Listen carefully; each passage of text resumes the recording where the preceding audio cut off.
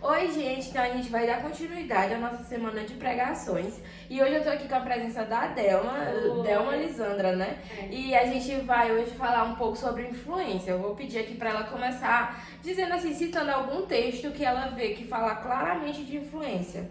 Um dos textos que mais lembrei mesmo de influência foi o primeiro, de Romanos e de Coríntios, que Paulo vai falar para o povo de Corinto que sejam meus imitadores, assim como eu sou imitador de Cristo. Esse texto ele me chama bastante atenção, porque Paulo vai deixar bem claro que o alvo dele é Cristo.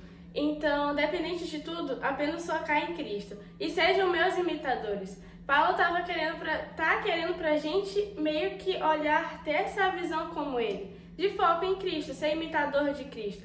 Até porque o ministério de Jesus é um ministério que a gente tem que ter como alvo, porque ele mesmo vai dizer que ele era manso e calmo, ele era manso e humilde de coração. E a gente tem que ser imitador de Cristo também. E assim, como tu falou desse texto, aparentemente parece que Paulo tá dizendo, olha, eu fui influenciado por Cristo e quero que vocês também sejam influenciados. Tu vê assim? Tu consegue ver assim? Sim, exatamente desse jeito.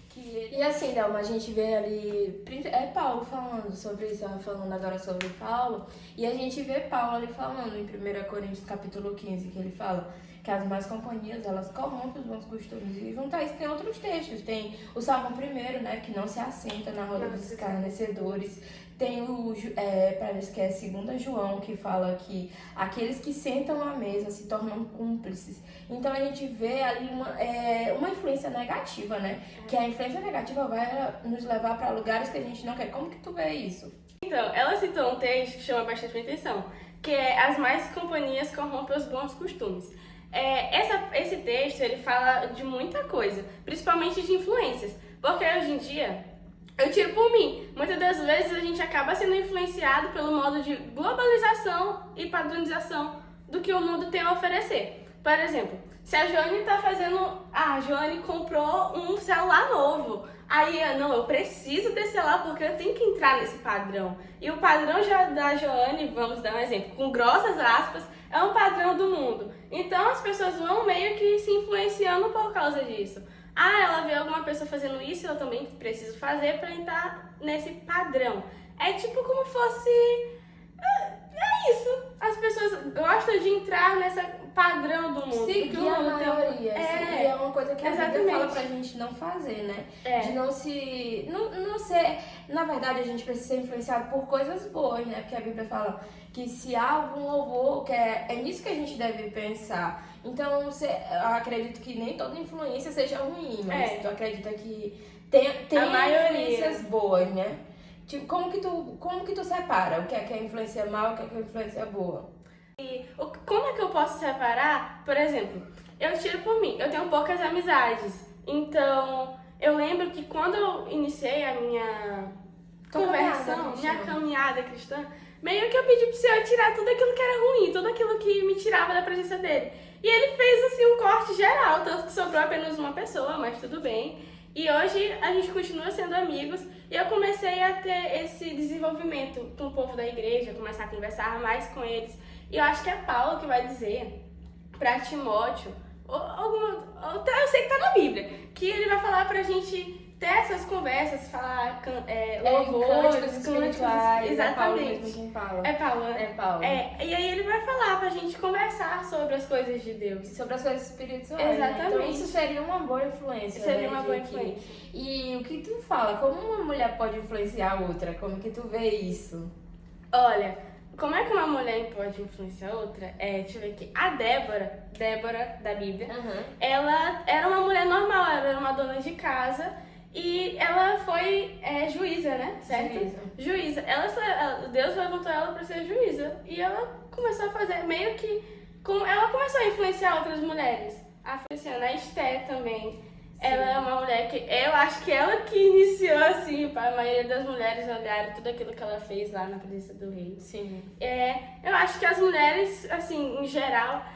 Influências a gente pode influenciar dentro da nossa casa, até porque tem aquele provérbio, né, que fala que a mulher que edifica a sua casa. A mulher sábia edifica a sua casa. Exatamente, a sábia edifica a sua casa. E eu creio que todas nós somos mulheres sábias.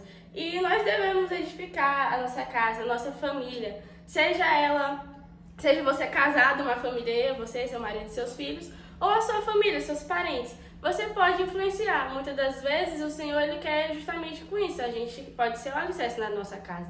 A gente deve ser essa influência como cristã. Como a luz do mundo, nós não devemos esconder esse brilho que Deus colocou dentro de nós. Mas a gente deve expor ele. Lá em Mateus, né, que vai falar esse texto, que a gente não deve esconder o nosso brilho que Jesus deu para nós. Sim. E como mulheres e como pessoas de Deus, inclusive mulheres de Deus, nós que edificamos a nossa casa, nós devemos ser a principal influência, claro. Levar o evangelho, ter esse momento de oração, de comunhão com Deus. Então, digamos que é aquilo, de saber ser uma boa influência e não se deixar ser levado, não se deixar influenciar, né? Tu concorda com isso, né? Sim. Então, é isso. Hoje era mesmo só um bate-papo sobre influência, que a gente possa ser boas influências, que a gente possa, assim como Paulo, esse primeiro texto que tu falou é bem importante, sejam meus imitadores. Será que as pessoas ao redor estão imitando as minhas boas práticas ou as minhas más práticas, né?